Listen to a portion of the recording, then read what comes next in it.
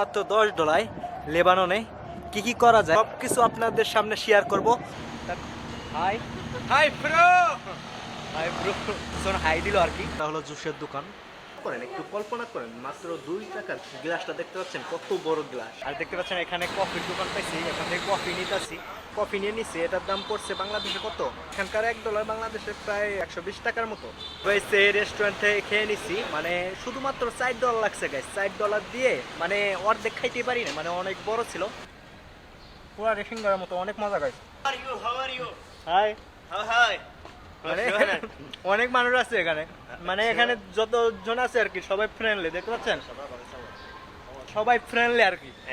আবার উঠতেছি গাইস, তো $10 অনেক এনজয় করলাম, দেখতে পাচ্ছেন $10 আমি কত কিছু করলাম লেবাননে। এখান থেকে নেব একটা মগো নিব আমি, দেখতে পাচ্ছেন তরমুজেরটা লয়ে লইছি, দেখি কয় টাকা নেয়। একবারে পুরাপুরি $10 পূর্ণ হয়ে গেছে, এটা প্রায় $1 একটু বেশি নিছে। তো আমার পুরাপুরি $10 পূর্ণ হয়ে গেছে। তো দেখতে পারলেন আপনারা $10 দিয়ে আমি কত কিছু করলাম।